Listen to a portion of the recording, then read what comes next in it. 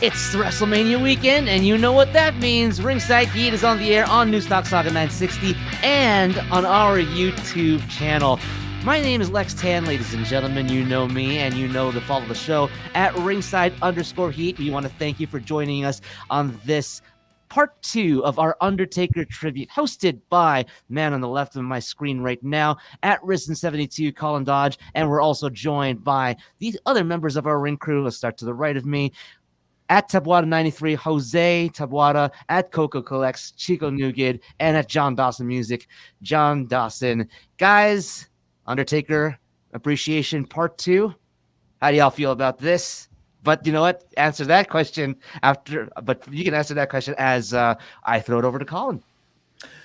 Well, this is one topic we definitely have to talk about. There's no way we can't talk about it. The streak.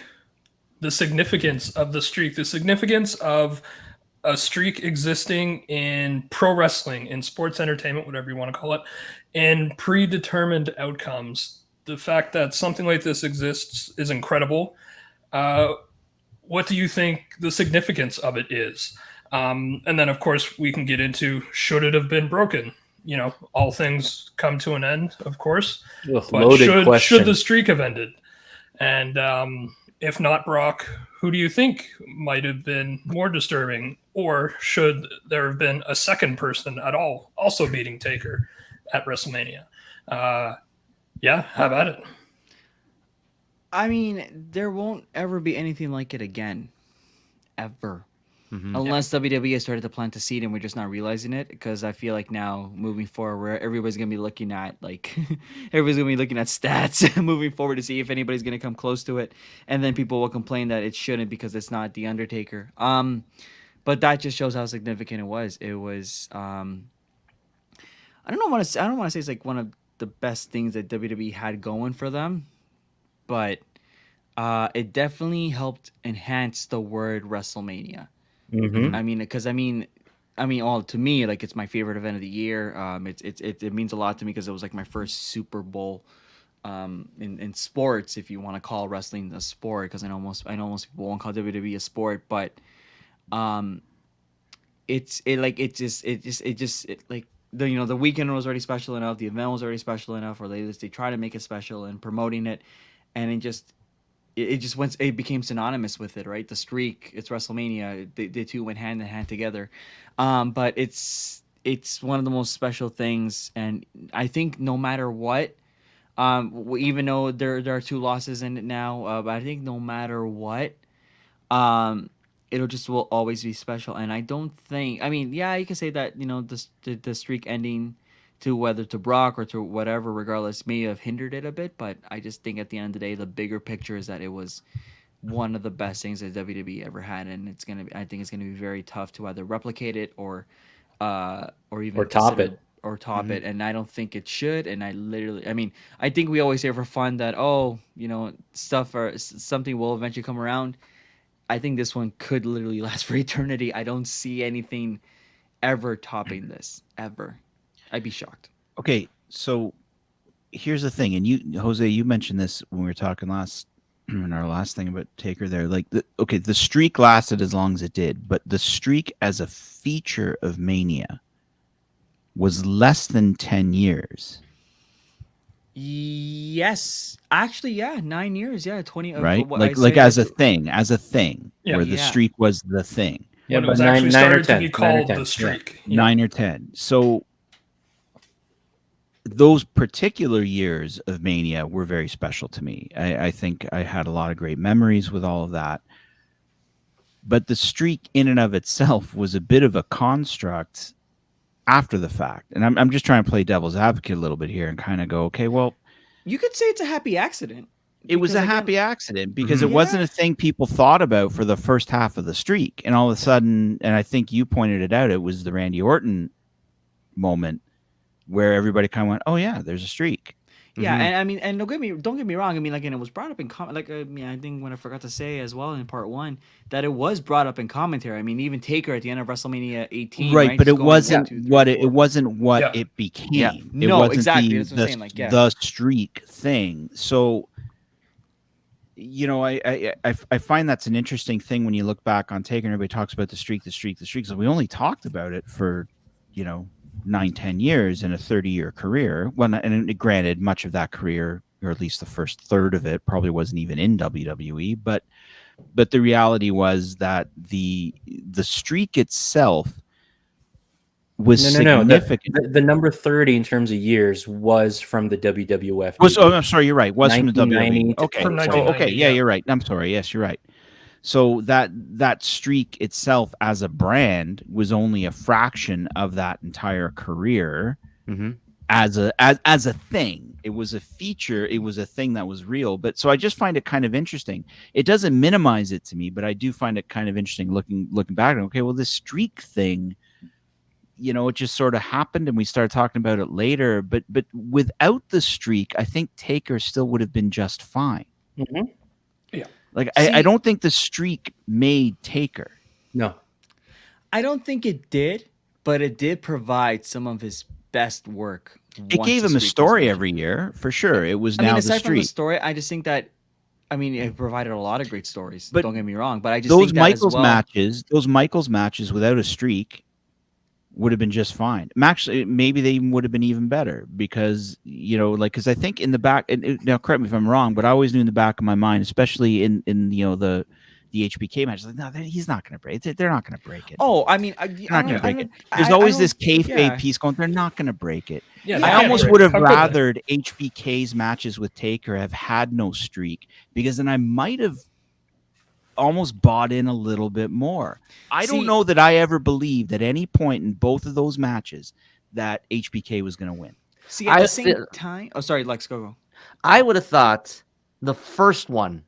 The second one, we knew that HBK was on his way to retirement, and we knew it was more of a foregone conclusion than anything. Just one last hurrah for, and one last moment of greatness to end Shawn Michaels' career on the highest note possible. Right. But that first match, HBK versus Taker 1, WrestleMania 25, that like there were times in that match that and even in the build-up, short as it was, that at least for me, there was a sense that maybe Shawn Michaels would be the one out of everybody out there to end this streak, to be the one in 16-1 or whatever it was at the time. See, I'm going to challenge you on that, and you may. No, I'm not judging what you thought about it, but I think it was like could it be this? There was, for me, it was always like, there's no way they're going to end it. Oh, are they going to end it?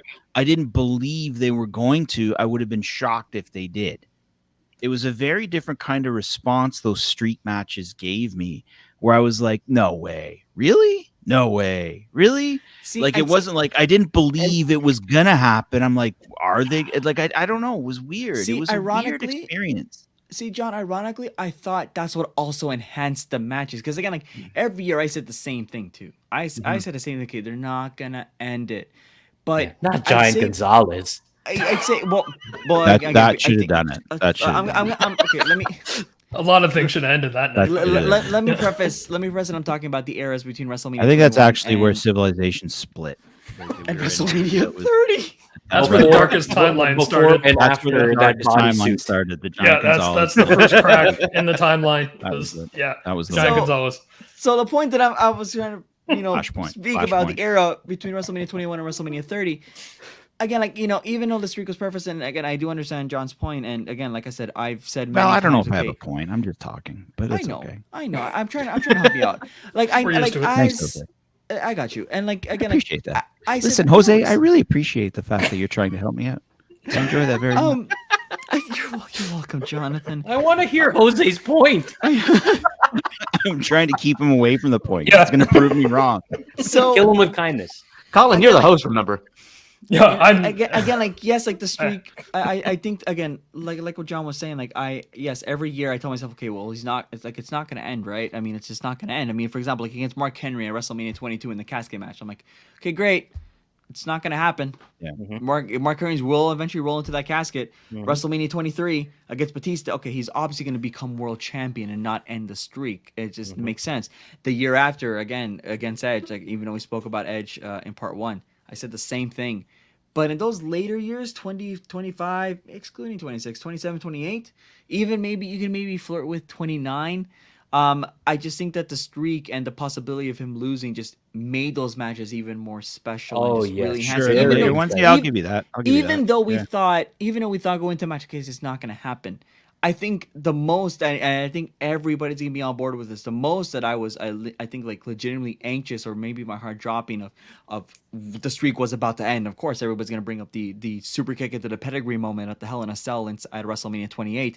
That the one time where like the beauty of the streak and the suspense and the anxiety of a special guest referee with the story that was built on that Sure. on the streak Yeah. itself. Yeah. Table It was set. Yeah. it would reach its pinnacle. And of course, so I think to that point, that's where I can say, well, the streak just made it out because you already had 3 years of back history, all culminated in 10 seconds because of how significant the streak was.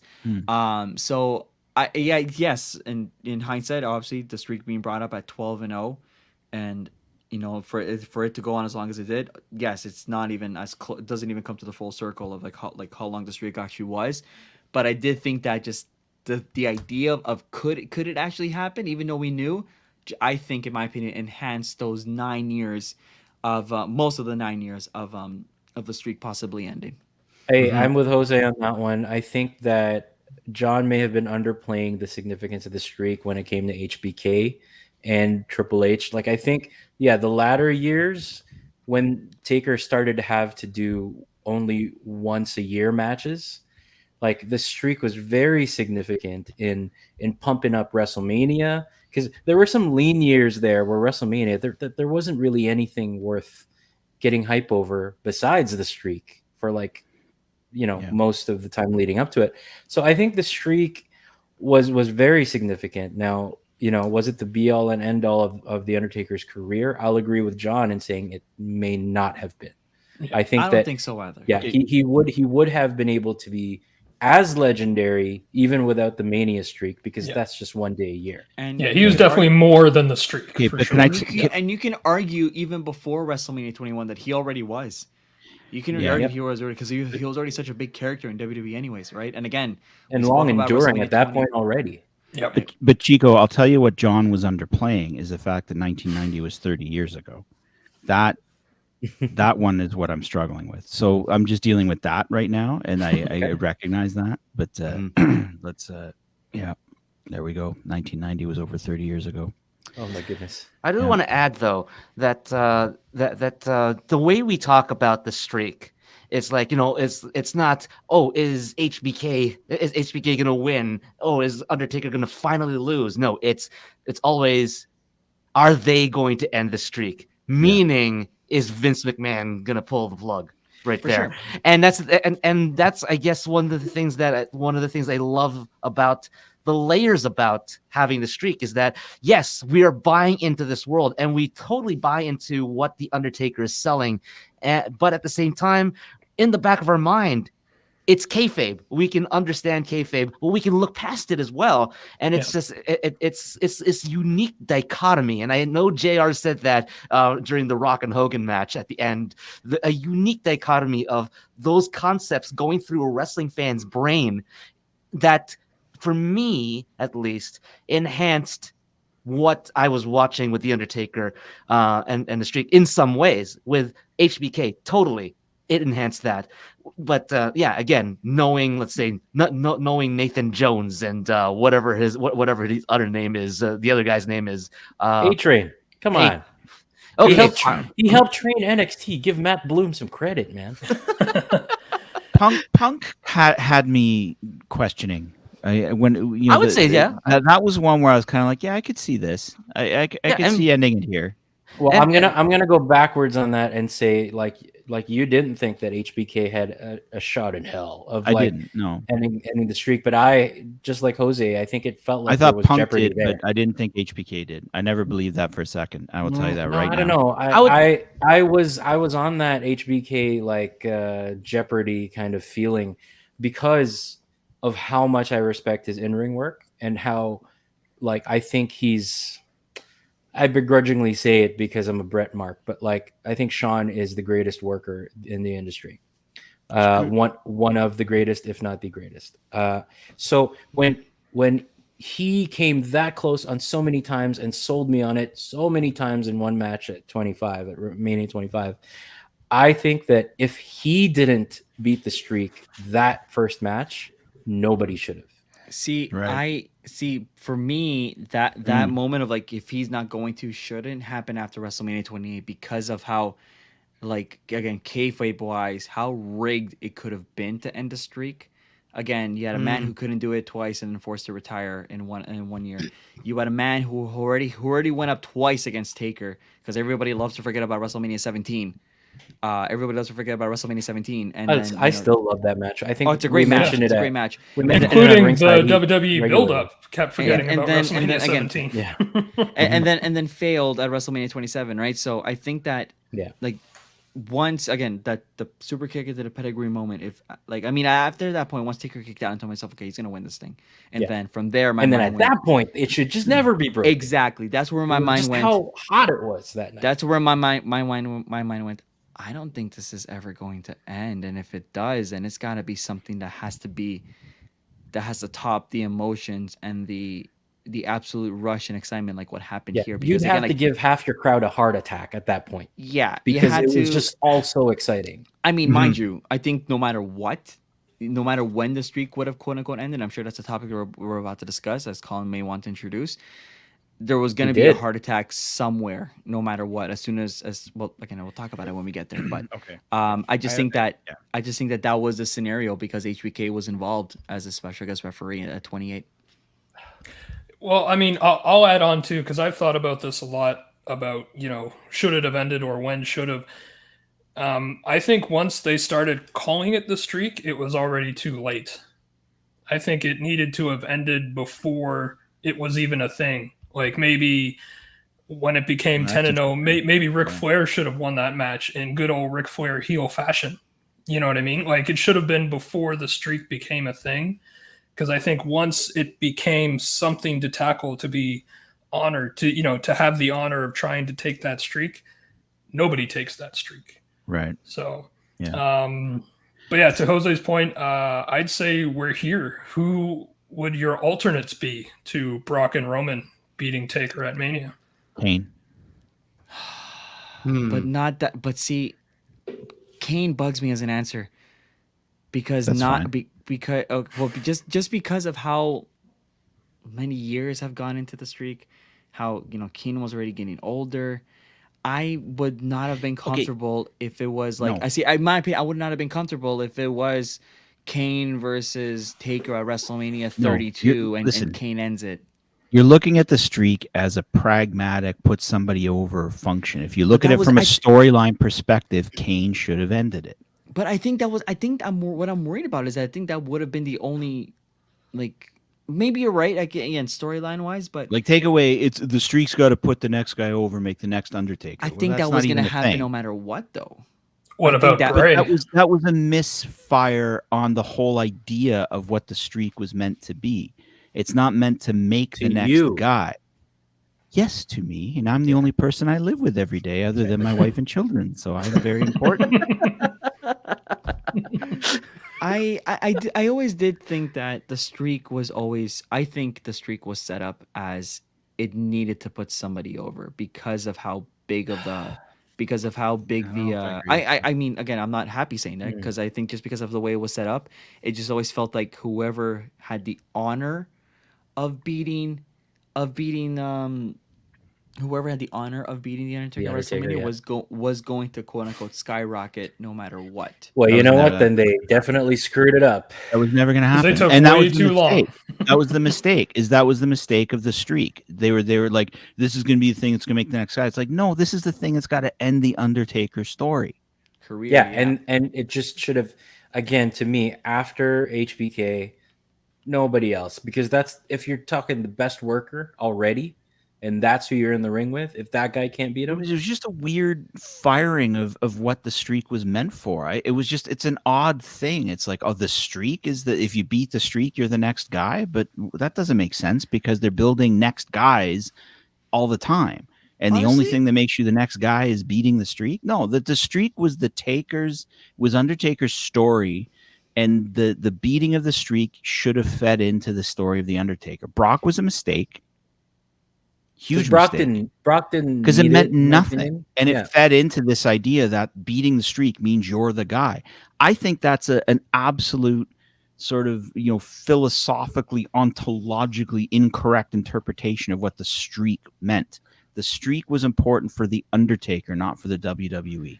See, I think kind of to Chico's point, right? Like, quote unquote, Brock didn't need it. Kind of is why I kind of felt like that's where like the direction of the streak was going. Who's going to put the next guy over? Because I think that was a conversation for a long time leading up to the potential end of the streak. Is who's the guy that needs the win that big? Which again, like it's I'm not like again I'm not Okay, well, confident 'cause- if that would be the use of the streak, I'm so sorry, Mr. Tan, boss man.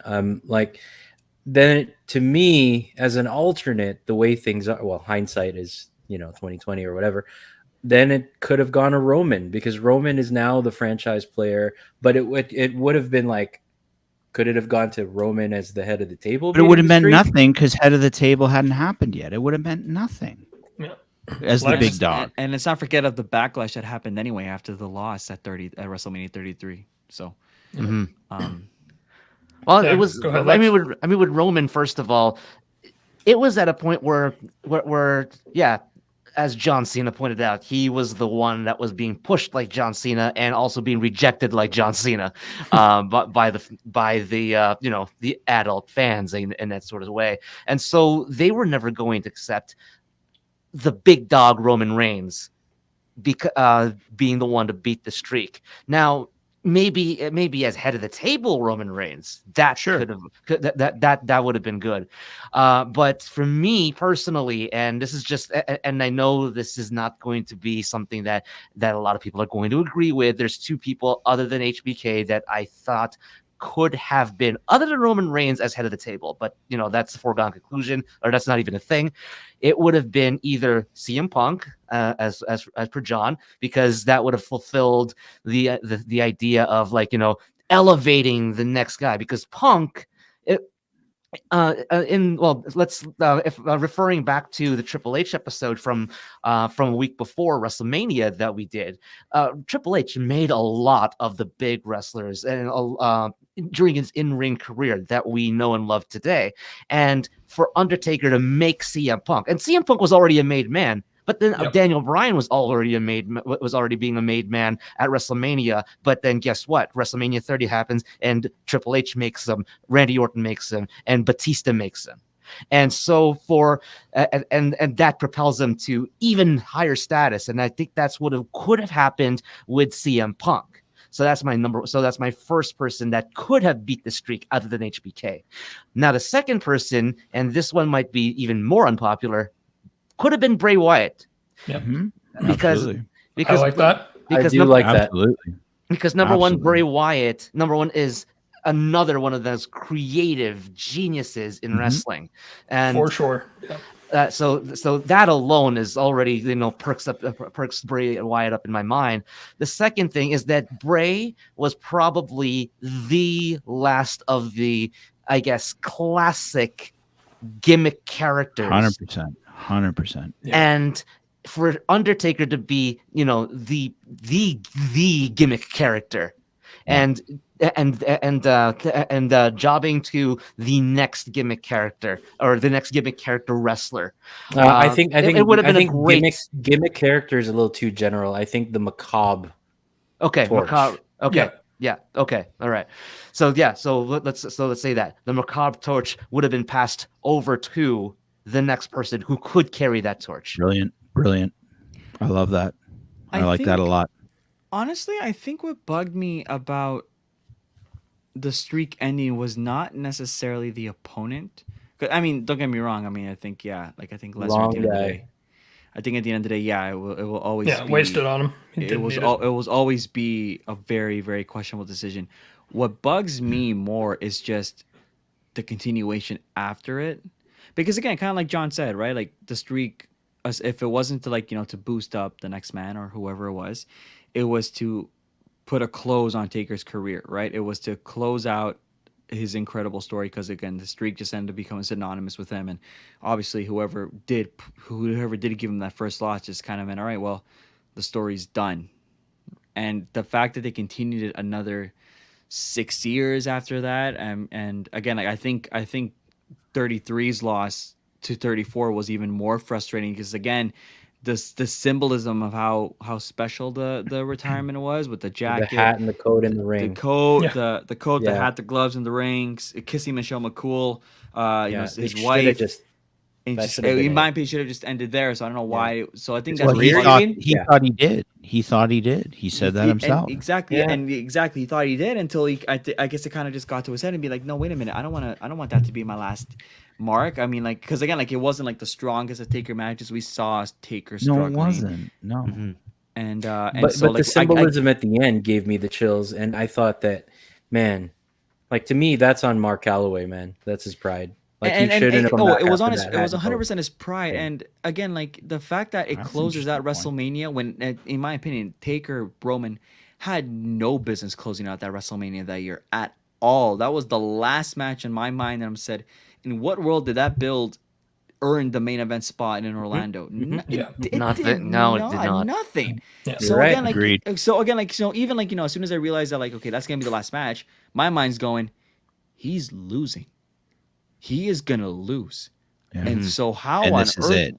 And this is it. Yeah. How will they respond? So again, so that's what bugs me about Taker losses at Mania, is that, like, it should have, if it didn't end the first time, how on earth do you continue after the second time? It just, Yeah. when it was more Yeah. significant, it just made Yeah. no sense. And again, like, I And, think, just to clarify, you mean at this point not the streak anymore, but his career itself? No, his yeah, in-ring. just I his just want- yeah. post streak Yeah. the Mania first, matches. the first yeah. time to streak, the first Not time like to streak, any 'cause, like, matches. Like, he should have just ended. right. Like I said, the first time, okay, the streak's over. That's it. Right off into the sunset. Call it a career. Oh, you're gonna face on Bray Wyatt the year after. Okay, all right, cool. Oh, you're gonna go up against Shane McMahon inside the cell.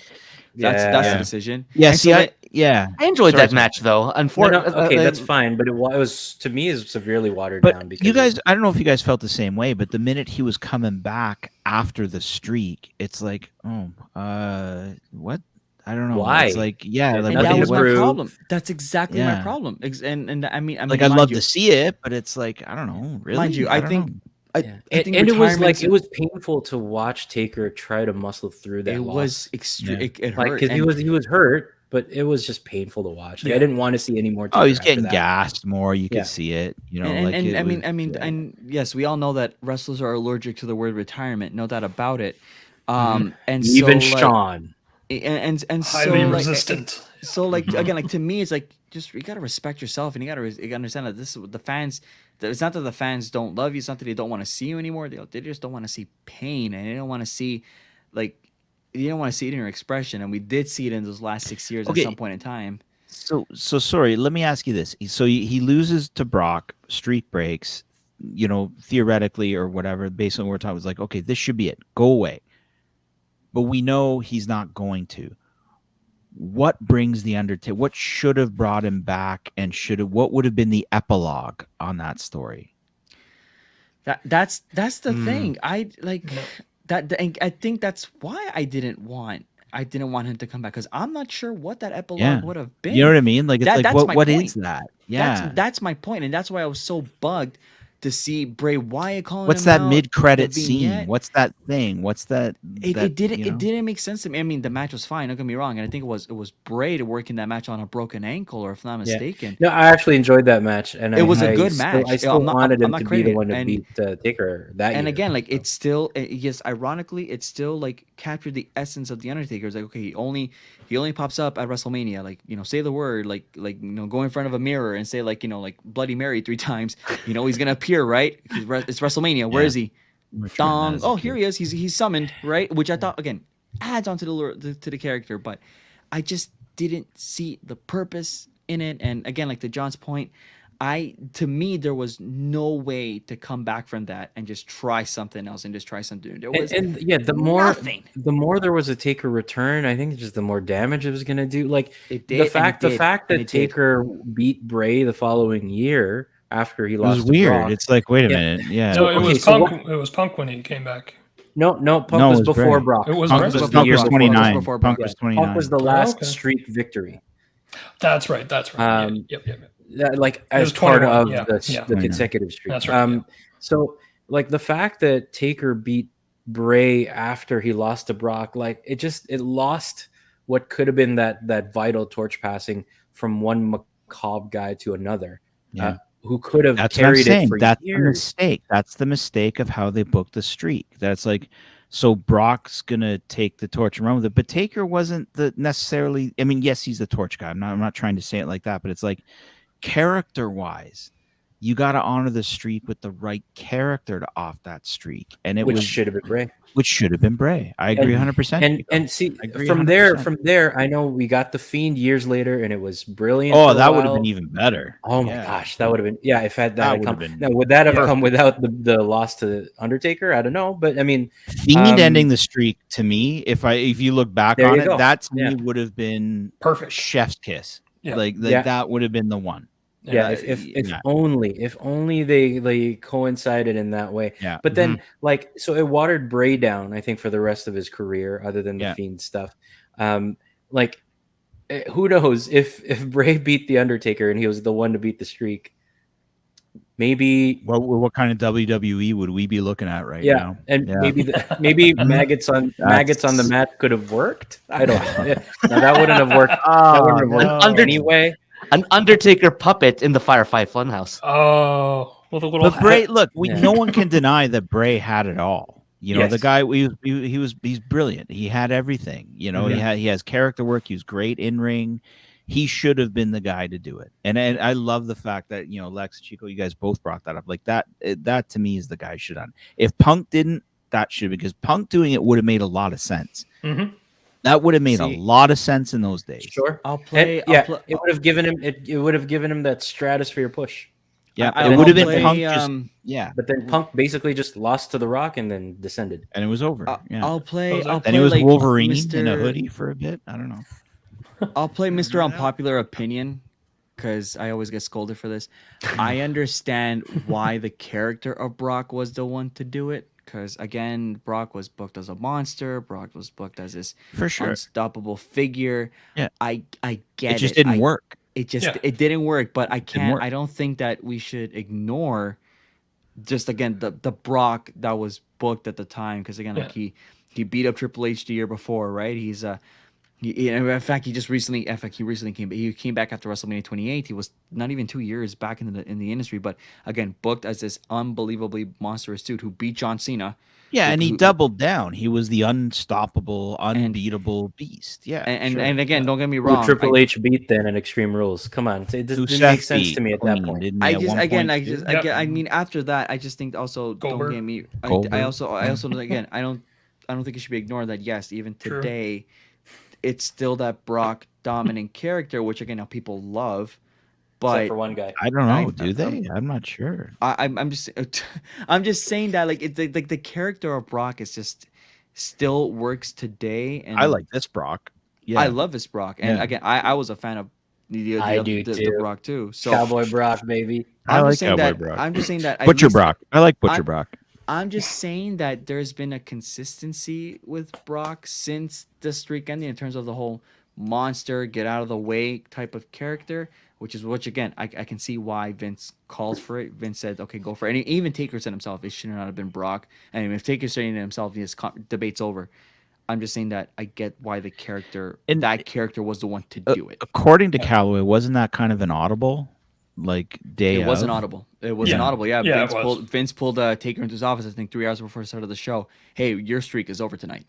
Yeah. And again, So Taker, Vince ate a bad egg and like I'm just. and again, Taker questioned it. I mean, Taker's a company guy. Taker said, okay, you know what? Okay, fine. But yes, Calaway has revealed that I think in interviews or even in the documentary, the one before Last WrestleMania Ride 36, there, the last ride, that he just didn't think it was Brock, and obviously everybody right. agrees. It makes sense.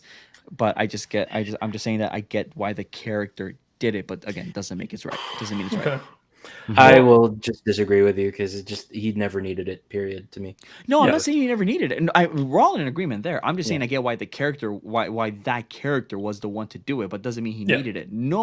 I don't think nobody out there, well, unless it's like maybe one person that says that Brock needed the win. Of course not. Not even close. He didn't need that win. Nobody's Not at ever all. going. No, that's a. I don't. Well, Anyway, it's I a get it. fact, but yeah. Well, before we move on to the next topic, and I'm already going to have to correct myself from last episode. That was the whole hour, by the way. The streak, man. Yeah, pretty much. Do a lot of cutting in that one. A rival that I forgot about and didn't put in the list, and this was a rival that kept SmackDown going in its leanest years, I think, was the rivalry that Undertaker had with Batista. Sure. It was a really good, long rivalry, and I think underrated, clearly because in prepping for this show, I forgot about it. So, Mr. Batista, if you ever happen to listen to this, I apologize. And great work as Drax. Filipino's getting the short end of the stick again. Is he Filipino? I didn't know. So- that. Yeah, half Filipino, half Filipino. Greek. He's got Really? his You know tattoo it by on the his left tattoos of the shoulder over flags. here has the two flags, the Filipino and the Greek flag. That's awesome. I didn't know that.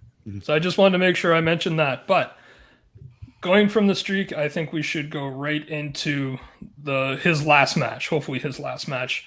I know we touched on a little bit with earlier, but the final match with AJ, was it being a cinematic match the right call? And I would say excuse, of course, it was COVID mania, Sure. that kind of thing. So I think a lot of actual reasons kind of fed into it. But in terms of the story, putting the final pin in his story, what do you think, Chico? Oh, sorry, Jose. I'm not used to all the finger pointing. It's my first hosting gig. Well, he raised his hand, man. So I don't know. I don't pay attention to what Jose does. Very true. It's true. Clearly, folks. You clearly. know, one of the first times you've seen our faces here on Ringside Heat, and Yeah. I mean, like this is what normally happens. I get ignored by Colin, and when we're recording, just episodes for radio, it's abuse. Anyways, with It's all of and- the CRTC. Clearly, Lex Tan Absolute- doesn't know where he's pointing ever. He like screwed it up so many times.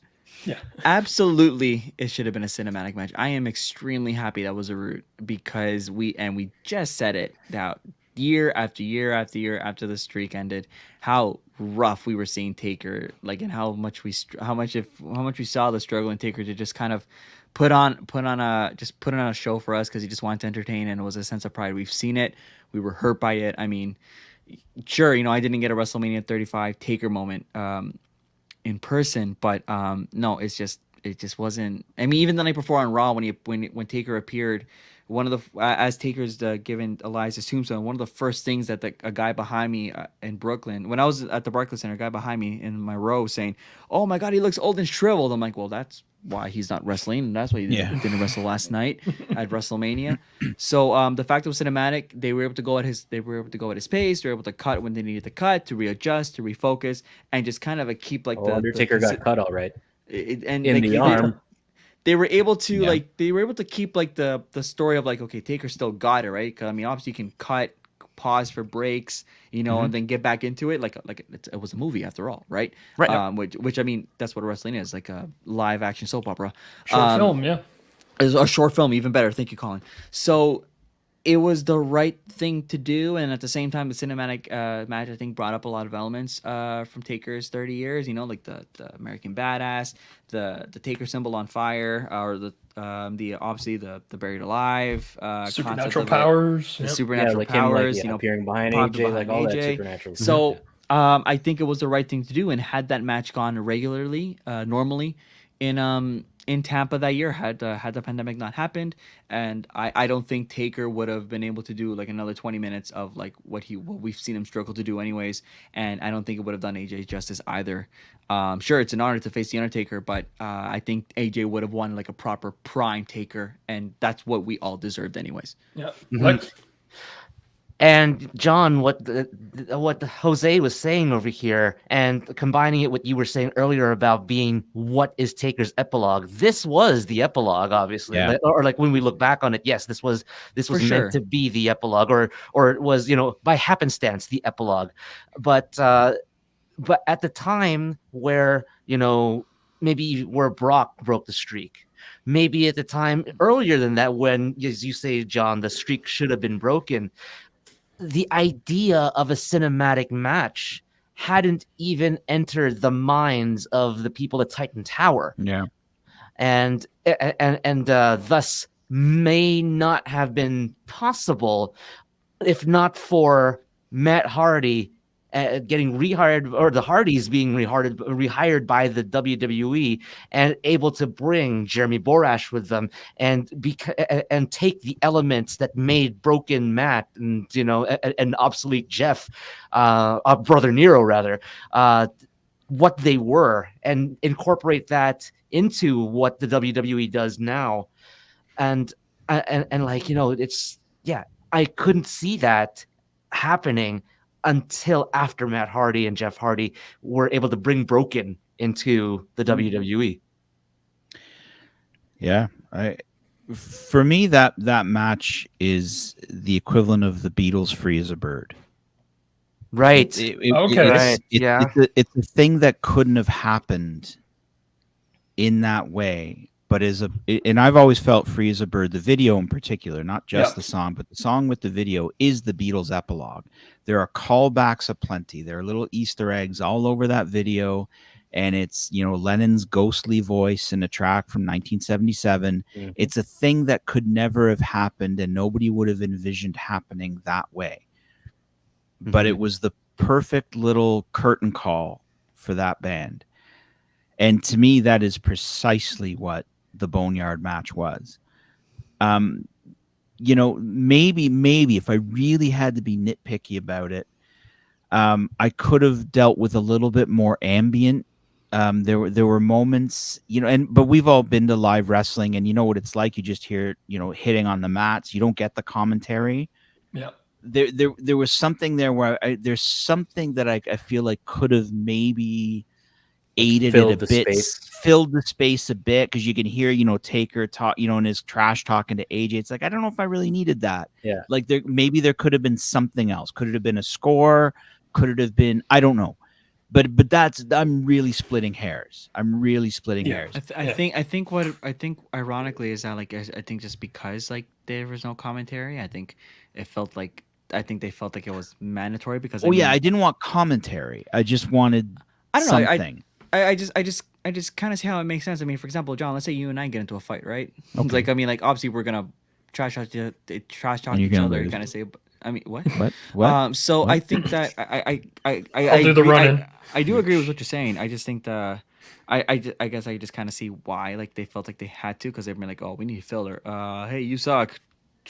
I don't know, like, but a nice score would have. I feel like that might have been the only piece, a really subtle score calling back to everything. Man, you could have blended themes from Taker and AJ. I don't know. I think you could have, just as a musician, I feel like that might have been my only indictment of what was otherwise a brilliant Free as a Bird wrestling moment. Imagine if John is the one that actually scores that match. I'll do it later and brings it and puts it on the Ringside Heat YouTube channel. I'll score. You know what? I'll do that. I'll score that match and I'll put it on the Ringside Heat channel. Yes. And then immediately get a copyright strike. I'm just kidding. I don't know. Hey, my Scott Hall's video, I couldn't even put that on YouTube fully. I only had to upload the audio with the Ringside Heat graphic on it because I got copyright strikes left, right, and center for that. The only thing missing in that entire match was the mini raptor. Bubble Raptor? The bubble raptor. All right, that's it for John. Chico, what do you got? I'm good, man. Epilogue, all that stuff you guys are talking about. Yep. Yeah. Just for a little bit of context, before we started recording the second part, John was laughing himself crazy, thinking about the Bubble Raptor at Toronto Raptors games over at Scotiabank Arena. In my life. The greatest thing I've ever seen in my life. It is my Along- favorite thing. Along with some, vocalizations from Chico, which will remain descript or nondescript rather, discreet, nondescript. All right. Well, speaking of music accompaniment, I'd say this is the perfect time to go into your favorite theme, and if that ties into a favorite entrance, whether it's Mania or anything else. I'll start just by saying the Ministry theme. At the height, it had the most guitar. Dark Side. It had the Dark Side. It had the the spooky Undertaker talking Latin overlay. It was I loved it. And in terms of entrance and also theme song, I loved that short period every time he came out to Johnny Cash's "Ain't No Grave." I love the atmosphere that created. I'm a huge Johnny Cash fan. I know Jose is hiding his face because he doesn't care for that song. Me neither, Jose. Not that I don't care about the song. I just, in my opinion, I just never thought it fit. But to me, it was. How dare you? Just go. As opposed, can I get rid of him? No. It's not that it's not a good song. It's a great song. Don't get me wrong. I think it was just so short, and it just felt like it just kind of just forced in there to me, and I'm like, can we just go back to the? I'll be straight up. I'll straight up the disagree funeral with march? Colin in that one. Just briefly, I almost fell asleep. I was so bored with that Johnny Cash song when it was about to be over. I'm so sorry, It didn't heal me. It didn't like reel me in. Especially at Did the WrestleMania opposite of 27. hype me up. Did the opposite of hype like me at up. WrestleMania, like it just felt like WWE thought that they needed to like alter Taker because they just got bored Trying of to his be fresh. They got bored of his theme, but I'm like, but we all love it. What are you doing? Bring it back. Yeah, it wasn't broke. Why try to fix it? And I think for as me, well, go ahead, sir. so I think it got copyrighted down like immediately, right? Like they had WWE to dub over it immediately because again, it's Johnny freaking Cash. Well, they didn't have it for long. It was short-lived. It was extremely short. Yeah, even shorter than Kid Rock and Limp Bizkit with their songs. But I think it lasted a month. Yeah. Yeah. Was Oh not yeah, long. it wasn't long at all. It was not long. But to me, it really fed into like the gunslinger, just kind of like supernatural Western, which is a movie genre that I like. It just fed into more things for me. And again, like I said, Johnny Cash fan. So yeah, but those are mine. Now I remember back in the day when the Johnny Cash song was out. Now the Johnny Cash song for me wasn't the worst theme. I was okay with it and it kind of fit, but it still wasn't, my favorite thing to see Undertaker come out to. But I do remember back in the day that Chico was so disenamored, if that's even a word. You remember that? Yeah, you By- were watching that Mania. Yeah, I was I was so bored with it that I just kept lashing out that night. You were lashing out that night. You What does actually the Chico took the lash out time. look like? What is that? You- What kind of Yeah. shape is that? I don't think I've ever seen that. A very female doggy complaining mood. Just spout Gotcha. like whining stuff. I think. He was whining so bad about it that he felt the I'd like- need I'd to like to see write that. WWE that right after WrestleMania and tell WWE, do not use this theme for Taker ever again. You wrote an angry letter. Did I He wrote an email angry them? letter to WWE. What? Did I email them? angry I can't letter. remember. Yeah, you did. Did you, after you did that, did you shake your fist at a cloud? Yeah. Does that sound Did you may go have. full Abraham Simpson on it? I mean, yeah. Grandpa Did you actually, Simpson, Chico? You I'm did. gonna like search through my Gmail right now while you guys continue. like but- that. I Oh, would you love just to jumped hear up a that. level, I gotta sir. see My that. respect is going through the roof I would for you right love now. to That's hear this great. letter. The angry letter rage. That's rare. I mean, I totally I- forget that. I mean, we spoke about in part one how much we love the revamped funeral march. His revamped theme that we all know and love, and there's a video of me on YouTube. At that Raw the Raw after WrestleMania 35, screaming at the top of my lungs, and according to somebody in the comments, sounding like a pair of bagpipes when he came out, and how epic the theme is to hear in person after hearing it like in your Spotify or your YouTube so many times. Pretty sure that wasn't my comment, but yeah, go ahead. I have to say that I was such a fan of Limp Bizkit's Rollin'. I know, Yeah. I know, like I know was it's fun. Limp Bizkit- I It know worked it's for Limp the Bizkit, I'm with entrance. you. I'm but with you. there's It was to good. me, there is something about how badass it was to see. And again, I always bring up WrestleMania 18, but WrestleMania 18 stands out to me so much. It's my favorite Mania. But there's always something to me, like, like in the distance, getting ready to go up the ramp, a separate route. The lights turn on the motorcycle. He's just revving his engine. He's ready to go.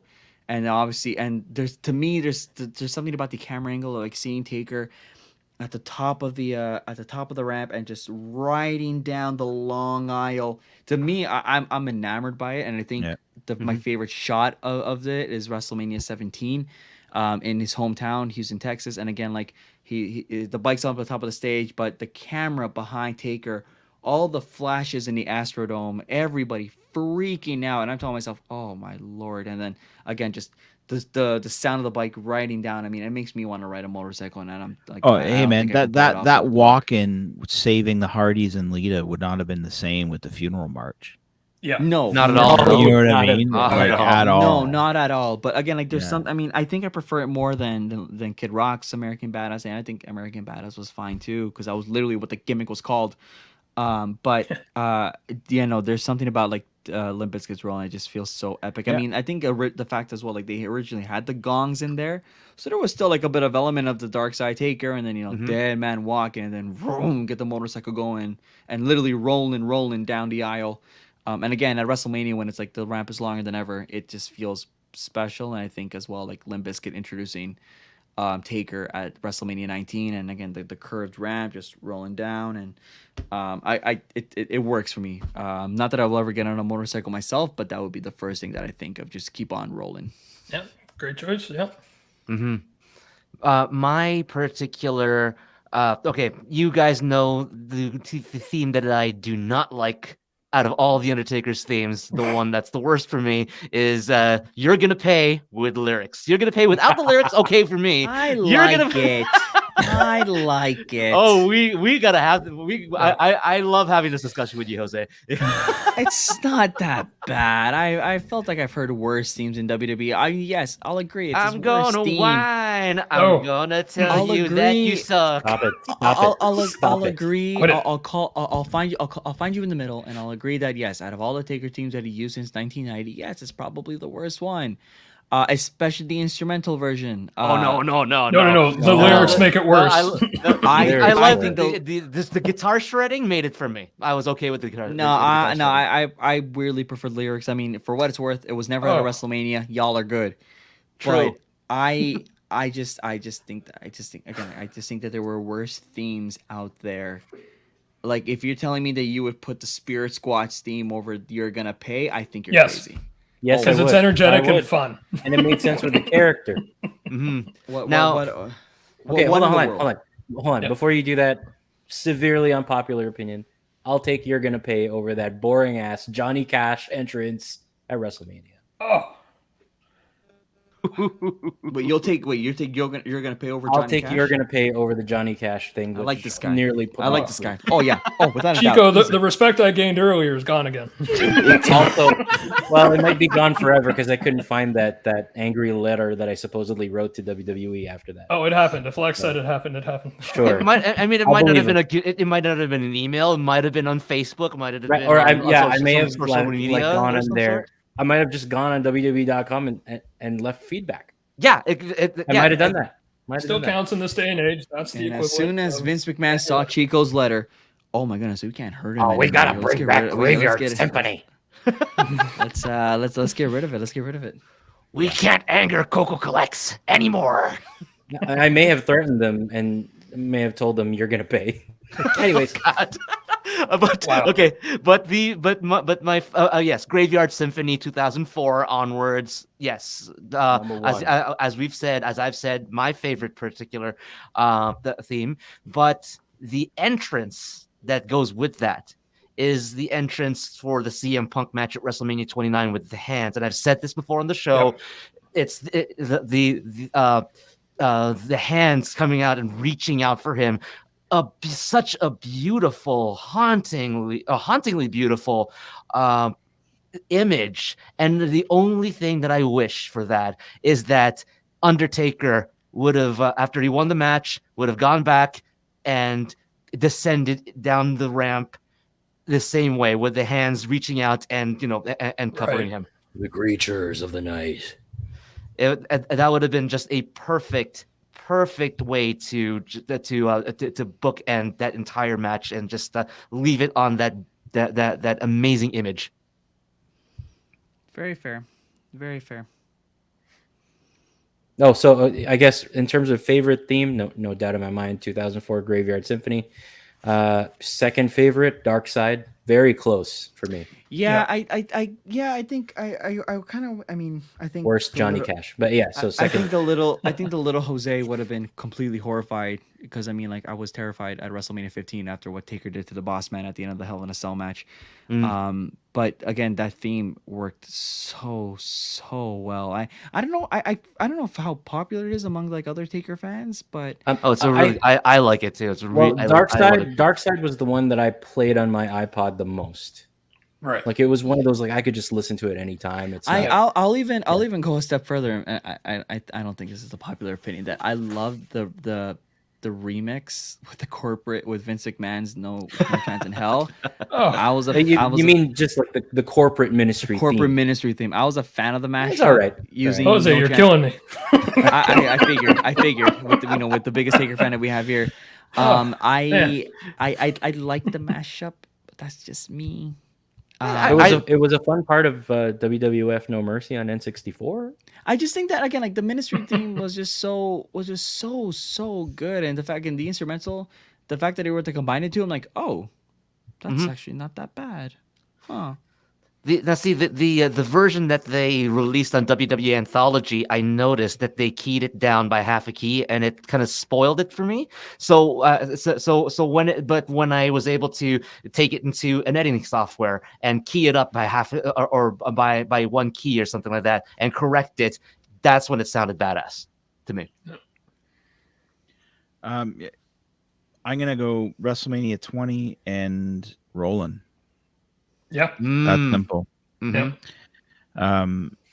Roland was, like I said, my favorite Taker moment. I've said it, probably this will be the third time I've mentioned it in this discussion, but yeah. We'll talk about it again. Don't worry. Yeah, but there was something about that. Was that the best Taker? I don't know, whatever. But I think, yeah, WrestleMania 20 and Roland. Those are my Takers. Those two. Yeah, I can't. Yeah, I already went off in part one about how much I love WrestleMania 20.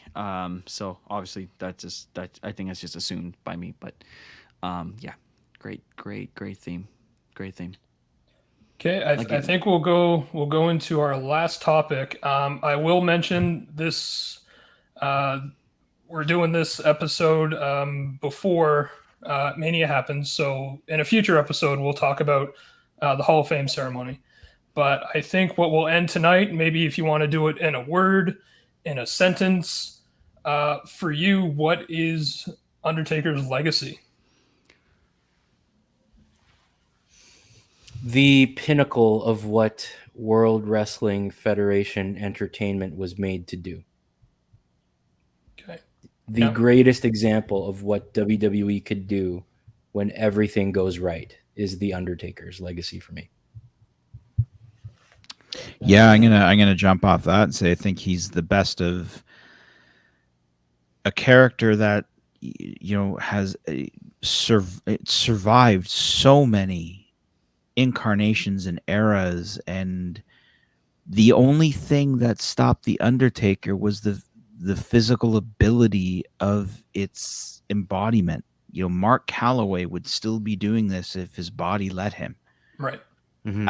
I don't think the Undertaker was running out of gas. No. You know what I mean? Like I don't think that character was running out of gas. I think it is the perfect blend of everything, that character and in-ring. I don't care who you are and what company you want to start. Anybody should want to have an Undertaker in their company. I don't even know how you could argue that. You know what I mean? Like that's as good as it gets. Mm-hmm. One of the best and one of the most dedicated workers I think the WWE has ever had, and I do think that the dedication and the maybe even loyalty will be very, very hard to match, and I'm wondering if it ever will. Don't think so. I agree with you. I don't think so. Mhm. Because of how much that man was so. I mean, yes, loyal to Vince and not wanting to go to WCW and all that.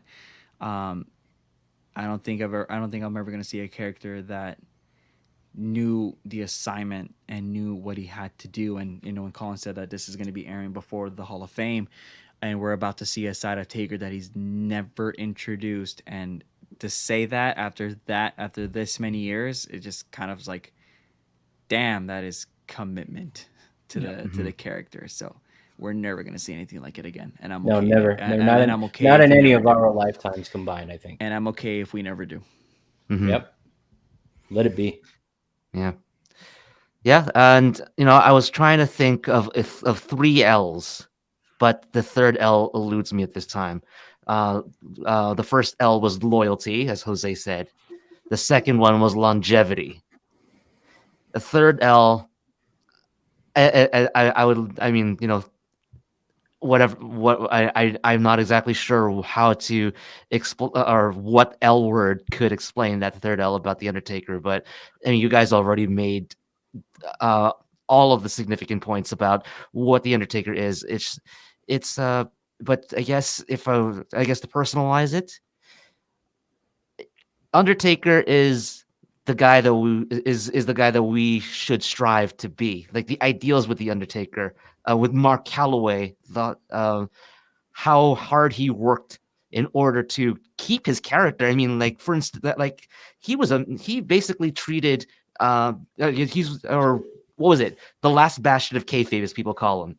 Right. The last, undoubtedly. And yes, kayfabe is the wrestling term, but in an actor's perspective, method acting. He lived his character, and for better, it made him better. It also made him worse in some ways, but somehow he found a way to fight through all of that, all of his mistakes, all of his successes, and to become the person that he is today, and all the things that he's accomplished. He's somebody that I mean, if you want excellence in your life, no matter how imperfect you are, Mark Calaway is somebody that you could look to. Because he's not perfect. He's not. He's great at what he does, but he's not perfect as a human being. And I think that's incredibly relatable. Right. And that makes good entertainment.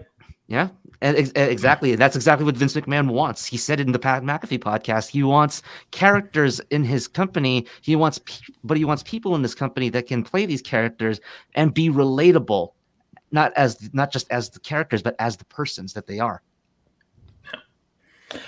Yeah, I mean, I'll echo what all you guys have said, and I'll dangerously try to put it into just one word, especially when considering all the interviews he's done post-retirement, and of course the Last Ride documentary. I would just say professionalism in many levels. I think that's the most overpowering example I guess he had set in many ways, especially for the locker room that he was in when he was full-time and the locker room since then. So yeah, I would say professionalism. That gives me your third L, leadership. There it is. Yeah. There you go. Yep. Loyalty, longevity, leadership. Perfect. Yeah, I think we're going to call that an episode. Gentlemen, this was an extremely ridiculous amount of fun for me to even just have a real excuse to look at Undertaker's career. But I want to thank all of you for joining me for this. And yeah, I had way too much fun doing this, so thank you. And thank you, Lex, for letting me do this. Hey, no problem, man. And I'm glad that you wanted to do this. I'm glad that you took the opportunity to step up to the plate and bring something forward like this. So, and for those of you watching this YouTube channel, listening on Saga 960 AM or on your favorite podcatcher, we will be releasing other specials as well. Yes, I have a 2-hour documentary on the Brooklyn Brawler coming up. Yes. I hope you're all gonna Good old Steve Lombardi. tune in for it. Yep. God bless his heart. Brooklyn Brawler and Bastion Booger. The four Yeah. Bs. Jesus. Oh man, we could do. Then like there's a my mini deep dive into the mystery of 90s. Iron Mike Sharp. That one's my gonna gosh. be Wow. Yeah, Oof. that one's Oh, gonna be that's fun. gonna cut me. Yeah. Oh, dear me. And on that note, I just want to thank all of the members of the ring crew here. Jose Taboada at Taboada93, Chico Nuguid at Coco Collects, John Dawson at John Dawson Music, and Colin Dodge at Risen72 for participating in this series of Undertaker themed deep dives and deep cuts. And we want to thank you, our listeners and our viewers, for tuning in, logging on, doing whatever you can to take in our content and just listen to us flap our gums for an hour or two or something like that. And we thank you for your support. Remember, you can follow the show on social media, Instagram and Twitter at ringside_heat, on facebook.com/ringside heat. And as well, remember, we're on Spreaker, Spotify, Google Podcasts, and iHeartRadio. Simply search Ringside Heat. My name is Lex Tan. Follow me at Lex Tan Media. Thank you for watching and thank you for listening. This is Ringside Heat. We are the new law in this town. Oh!